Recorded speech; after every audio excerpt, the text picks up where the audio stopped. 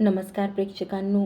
तारिणी या मालिकेच्या आजच्या भागामध्ये मात्र खूप जबरदस्त आणि धमाकेदार टर्निंग पॉईंट आलेला आहे. हो, आता गुलाबने जेव्हा गुलाबला पकडायला गेलेले होते तेव्हा गुलाबने एक टिप्स तर इकडे तारिणी आणि केदार समोर दिलेली असते, ते म्हणजे की खांडेकरांच्या घरीच कोणीतरी खूप मोठा गुन्हेगार लपलेला असतो आणि तोच गुन्हेगार आता जेने पकडला आहे. हो प्रेक्षकांनो, पण मात्र आता इकडे जेने त्या गुन्हेगाराला पकडताच इकडे मात्र दयानंद खांडेकरांची तब्येत बिघडलेली आहे.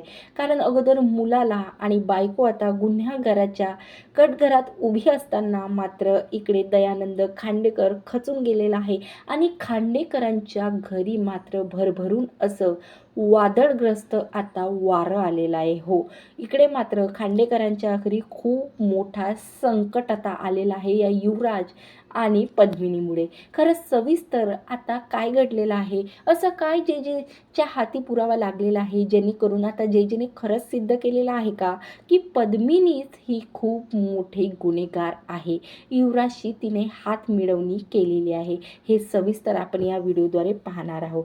म्हणून व्हिडिओ शेवटपर्यंत पहा आणि लाईक आणि सबस्क्राईब करा.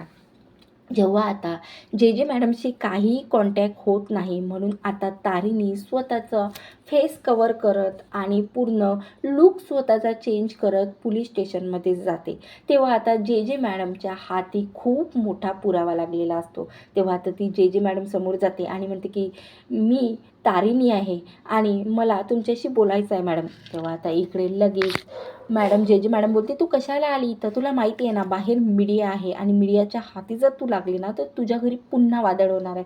म्हणजे मला तुझी काही काळजी वाटत नाही, पण तुझी आई माझी खास होती म्हणून मी तुझ्याबद्दल काळजी करते.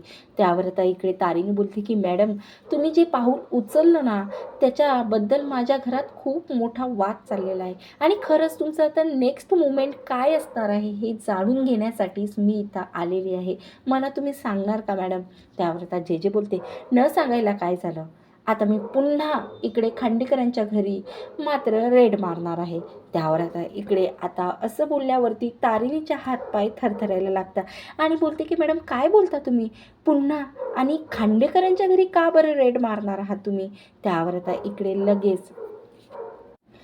लगेच आता जे मॅडम बोलते की हे बघ, मी कशासाठी मारणार आहे, कायसाठी मारणार आहे मी सांगणार आहे, पण त्या अगोदर तुझ्या लाडक्या बहिणीच्या नवऱ्याने काय स्टेटमेंट दिलं हे तुला ऐकावं वाटणार ना. तेव्हा आता लगेच जे मॅडम स्वतःचा मोबाईल काढते आणि त्या मोबाईलमध्ये आता पूर्ण जे काही प्रूफ असतात तिच्याकडे सुद्धा तिने शोधून आणलेले काही प्रूफ असतात आणि युवराजने जे स्टेटमेंट दिलेलं असतं ज्यामुळे अख्खं खांडेकर परिवार आता खूप मोठा वादळात फसणार आहे आणि कौशिकीसुद्धा काही करू शकणार नाही आहे.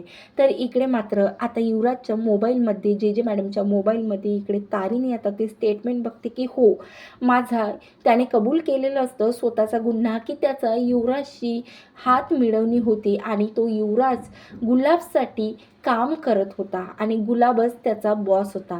पण मात्र खांडेकरांच्या घरी जी त्याची आई आहे पद्मिनी दयानंद खांडेकर, ही मात्र गुलाबची सुद्धा बॉस असल्याचा एक वेळ त्यांनी मला इशारा दिलेला होता आणि पद्मिनी आणि डॉक्टर कामत हे दोघं मिळून आता खूप मोठा ड्रग सप्लायचं काम करतात आणि गुलाब फक्त त्यांचा एक डावा होत होता, पण त्यांचा उजवा हात आता सुद्धा बाकी आहे, बाहेर आहे जेलच्या आणि तो काहीही करू शकतो.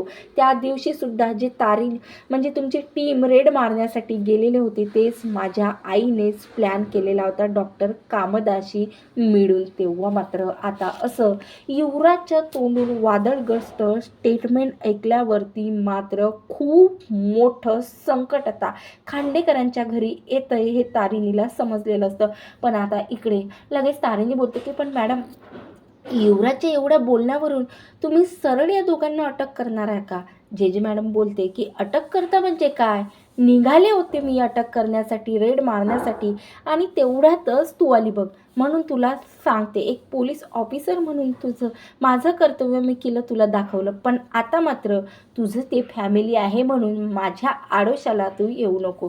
असं बोलल्यावरती आता जे तिथून सरळ निघून जाते आणि तारीनी आता इकडे केदारला कॉल करते की हे बघ, पुन्हा आता काही युवराजने स्टेटमेंट दिलेलं आहे. त्या स्टेटमेंटच्या आधारे डॉक्टर कामदाला आणि पद्मिनी काकूला अरेस्ट करण्यासाठी आता जे मॅडम निघाल्या. खरंच युवराज मला काय करावं ना काहीही कळत नाही. तेव्हा युवराज युवराज नाही तर केदार मला काय करावं काहीही कळत नाही. तेव्हा आता केदार बोलते की हे बघ तारीने, तू घरी ये आणि मात्र आपण त्यानंतर बोलू. कारण आता इथं सर्व जे मॅडम पोहोचण्याच्या अगोदर तू सुद्धा पोहोचणं तेवढीच आवश्यक आहे. कारण मी सर्वांना उत्तर देऊन थकलो की तू नेमकं करते तरी काय.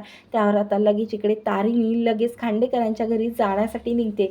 तर आता पोहोचते तेवढ्यात जबरदस्तीची पुन्हा रेड मारते आता ती म्हणजे डॉक्टर कामदाला. तर तिने हॉस्पिटलमध्ये जाऊन पकडून आणलेलं असतं खांडेकरांच्या घरी. आता खांडेकरांच्या घरी गेल्यावरती पुन्हा आता वादळ चालू होते आणि सर्व खांडेकरची फॅमिली जमा होऊन जाते. आता त्यानंतर लगेच पद्मिनीला बोलते की काय पद्मिनी, डॉक्टर कामदाला मी असं अरेस्ट करून बघितल्यावर काही ना काही तुझ्या लक्षात आलं असेल ना. तेव्हा मात्र आता इकडे पद्मिनी बोलते, काय बोलतात तुम्ही, नेहमी माझ्यावरती आणि माझ्या मुलावरती असं बोट दाखवणं योग्य नाही आहे जे मॅडम, माझी ओळख तुम्हाला माहिती नाही. तेव्हा आता इकडे लगेच पद्मिनीला बंदूक काढते आणि बोलते की मला ओळखीची गरज नाही आहे, ही जी माझी बंदूक आहे ना हीच माझी ओळख आहे. त्यावर आता पद्मिनीला बोलते की ठीक आहे. तेव्हा आता कौशिकी येते की नाही, तुमची पुन्हा कशी हिंमत झाली माझ्या घरी येऊन माझ्या काकूला अरेस्ट करायची आणि डॉक्टर कामदाला तुम्ही का अरेस्ट केलं, काय प्रूफ आहे तुमच्याकडे. तेव्हा जे मॅडम तिच्या स्टाईलमध्ये म्हणते की कौशिकी थांब, मला माहिती होतं की तुम्ही वॉरंट मागणार, प्रूफ मागणार, पण हा अगोदर तर तुमच्या डॉक्टर कामदा आणि पद्मिनीला मी अरेस्ट करण्याविषयी वॉरंट काढून आणलेला आहे आणि दुसरा पुरावा तर मला तुम्हाला दाखवण्याची काहीही गरज नाही आहे. पण आता तुम्ही एवढं बोलतायच, एमएनएलची आता खूप मोठी न्यूज वाली मॅडम बोलते, तर मला दाखवणं भागच आहे. म्हणून आता तुमच्या लाडक्या लेकाने स्वतःच्या आईविषयी काय स्टेटमेंट दिलेलं आहे हे तुम्ही स्वतःच ऐकून घ्या. तो तर बाहेर निघणारच नाही, पण मात्र त्याच्या आईला सुद्धा तो स्टेटमेंटद्वारे आतमध्ये घेऊन त्याने बोलावलेला आहे. तेव्हा आता लगेच युवराजचा तो व्हिडिओ जो स्टेटमेंट देताना वादळग्रस्त स्टेटमेंट त्याने रेकॉर्ड केलेलं असतं ते सर्व घरच्यांसमोर आता दाखवण्यात येतं. तेव्हा मात्र आता लगेच इकडे कौशिकीच्या पायाखालची जमीनच सरकते आणि आता पद्मिनीला सुद्धा बेड्या ठोकल्या जातात. आता बेड्या ठोकल्यानंतर खरंच आता इकडे दयानंद खांडेकर आता कसलाही विचार न करत खरंच मुलांनी अशी स्टेटमेंट दिली म्हणजे काही ना काही याच्यात तथ्य आहे असं त्याच्या लक्षात आलेलं असतं.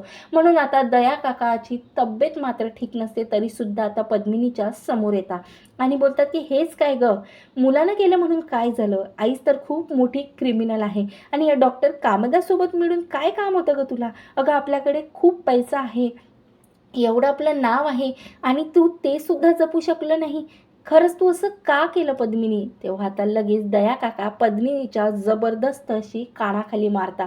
तेव्हा आता तेवढ्यातच पोलीस लगेच जे मॅडम बोलते की हा तुमचा फॅमिली ड्रामा ना, जेव्हा आता त्या 10-15 वर्षांनी सुटून येतील ना तेव्हा करा, आता मात्र तुम्ही यामध्ये पडू नका. लगेच आता जे मॅडम डॉक्टर कामदांना आणि इकडे पद्मिनीला सोबत घेऊन जाते आणि त्यानंतर मात्र आता मुलाने आणि मुलाच्या आईने असं केलेलं आहे हे मात्र विचार बघून मात्र दयानंद काका आता पूर्णपणे हादरलेला आहे.